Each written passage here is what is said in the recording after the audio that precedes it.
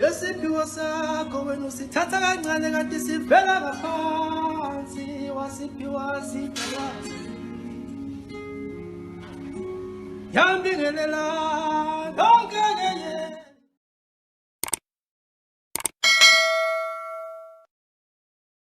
Sanibonani balandeli emakhaya, uMakhosi Mdlalose nikhuluma naye ngokusebenza bakithi ngilaphaya ePietermaritzburg eMaqonqo.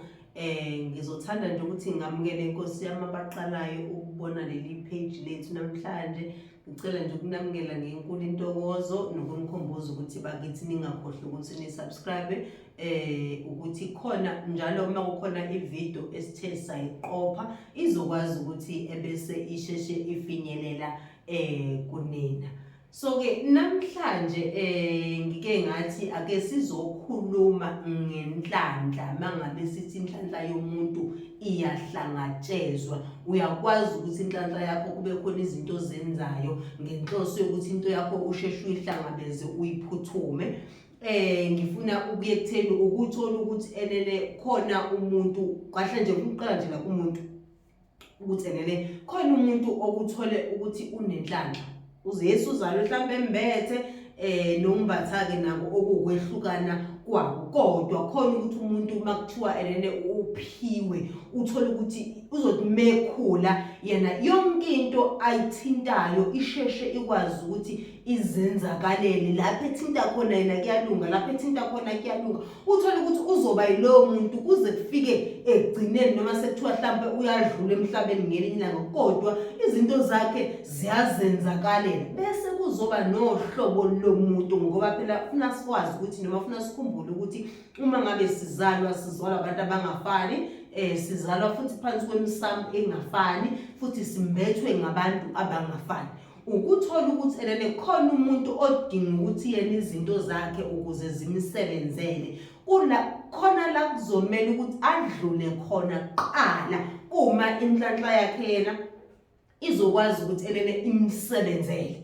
Lokho ngicabanga ukuthi into esingeyiphikise nezinto engicabanga ukuthi enye yezinto eyiqiniso lezo ngoba ukuthola ukuthi enene kwesinye isikhathi ukuthola ukuthi emsamini esikhulele ngaphansi kwayo noma kubantu abangasekho esikhulele ngaphansi kwabo makade kwesinye isikhathi kunamacala ayengagciniwe okumele ukuthi agcinwe ekhaya. Ukuthola kwesinye isikhathi lokho thina singabantu sekusicindezela, sikucindezela ngisho izinto eziyinhlanhla zethu, sekucindezela ngisho amandla ethu ukuthi sikwazi ukuthi ngelinye ilanga kube khona la siphumelela khona. Angithi yabo uthola ukuthi lo hlobo lomuntu kudinga ukuthi kufunakala ukuthi izinto zakhe zincengwe ngendlela okuyiyona yona ukuze kuzokwazi ukuthi ebese kufinyelela lapha, kuzokwazi ukuthi ebese inhlanhla yakhe imsebenzele. Okungafani nalo othola ukuthi yena uthe noma wazalwa ngaphansi komsamo othola ukuthi abanawo amacala amaningi noma amakhulu kangangokuba asengamvalela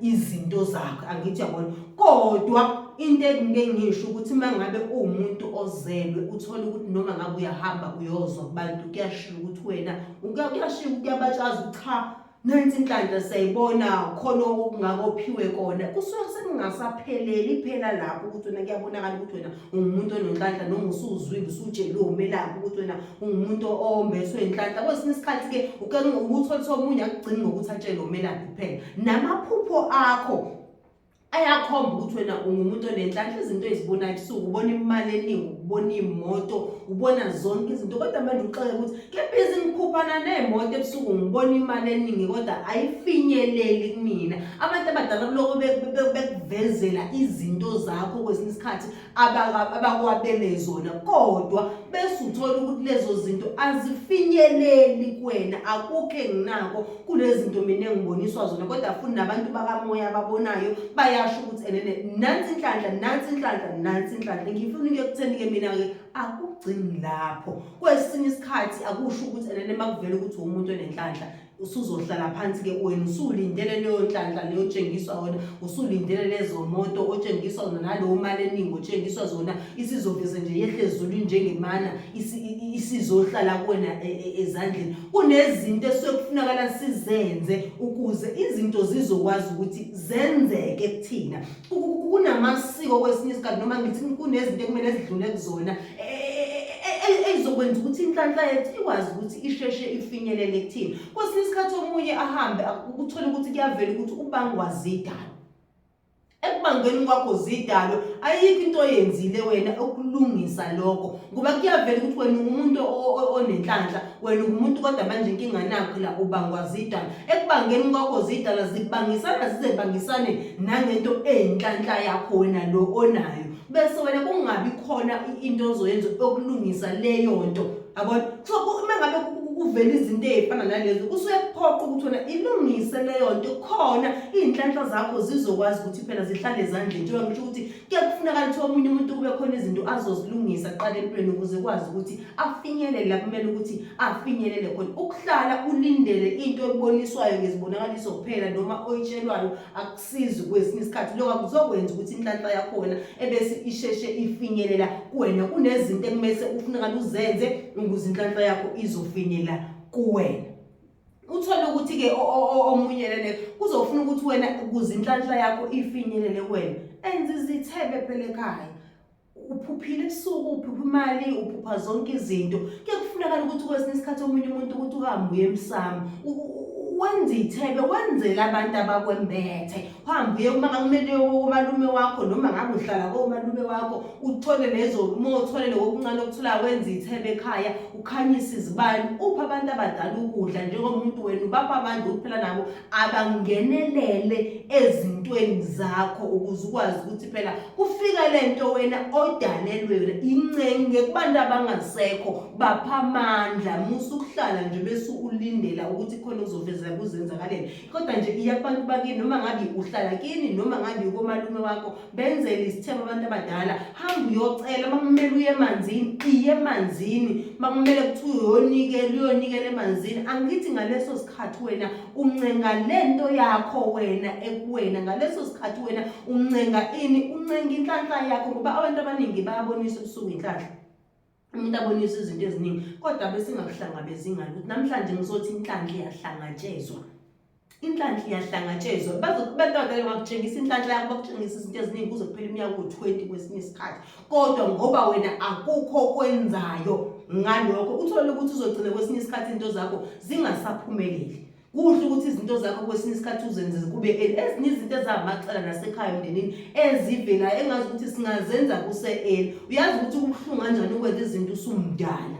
Wena yakhe impumelelo isizoqhamuka lapha iminyaka isihambe kakhulu izinto engabe wazama ukuzenza manje kusa-early. Manje namhlanje ngifuna ukukhuthaza abantu ngibatshele ukuthi namhlanje inhlanhla yakho iyahlangatshezwa. Uma ngabe kukhona amacala angenzekile izinto ekumele sanokuthi ufuna uzenze zenze bakithi ukuze uzokwazi ukuthi izinto zakho zikwazi ukufinyelela ezandleni. Nakhona kwesinye isikhathi uma ngabe usukwenzile lokho kwezinto ezingaba nomthelela ukuthi inhlanhla yakho ingafinyeleli kuwena, akusho ukuthi uma sukwenzile nakho futhi ihlala.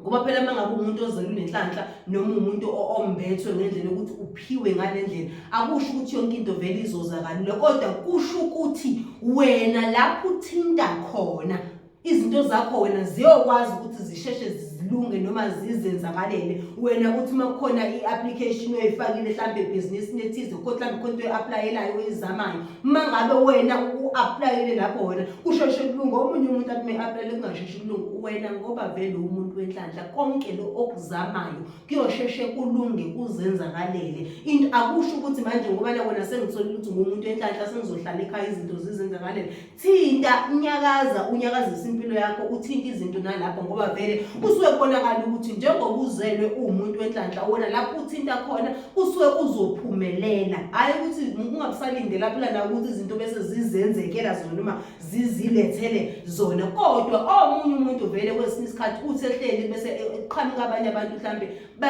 balethwa abantu bakhe abangasekho noma balethwa abantu kwabakubo ngendlela yokuthi bamxhumanise naye, ngendlela yokuthi bayazi lo muntu labo bantu sebezomlethela impumelelo noma sebezomlethela izinto ezomsiza empilweni ezizomuphakamisa ngelinye ilanga zimbeke phezulu. Kodwa akuthi noma idlozi lakho nalo linyakaza likuzamela izinto eziningi noma idalo zakhe ezingbethe zikuzamela izinto eziningi, kodwa nawe unyakaza musukuhlala ungenzi lutho. Enza izinto nawe ezosiza abantu abakwembethe, enza izinto nawe ezosiza izithunywa zakho into yakho ukuze ukwazi ukuthi enene iphakame.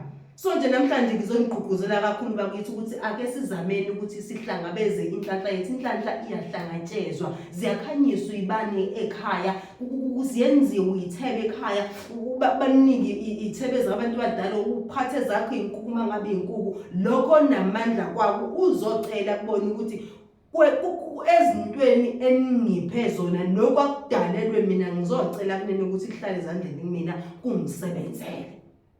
Ngizocela ukuthi ngithinta u1 no2 kumina engazi ukuthi awuhambi kahle. Ngiyangikhombisa zibonakalisweni izinto ezithize kodwa manje azifinyeleli ngalezi inkwe engiphethe. Ngizocela kunene ukuthi okumele kuhlale kumina ezandleni nengade nani ngidalele kona. Ngicela ukuthi angithi manje wenzani uncenga kubantu abakwembethe, ngoba phela yonke into angeke size siphiwe ukuthi yonke into iqala kubantu abasembethe. Into nento esiyitholayo sisuke vele siyiphiwe.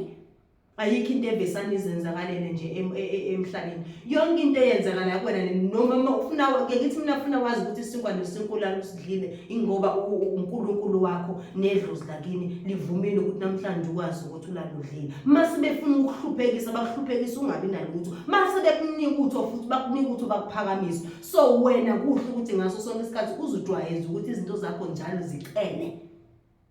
Cela izinto zakho kubantu bakini, cela izinto zakho kubantu abakwembethe. Hlangabeza izinto mangabe bengabe bekutshengise zona. Asimusa ukuhlala sizwe izinto ebese sihlala kuvela ukuthi izinto ezivala empilweni zethu ebese siziyekelela thina sibambele ukuthi kwathiwa mina nginenhlanhla. Kwathi unenhlanhla ikupho okuzamayo ukuthi inhlanhla yakho ifinyelele ezandleni zakho. Mase ukuzamile ukuhamba ngabantu abadala, nyakaza phela futhi babikele ukuthi mhlambe ngiyofuna umsebenzi laphayana ke hambani nami ke.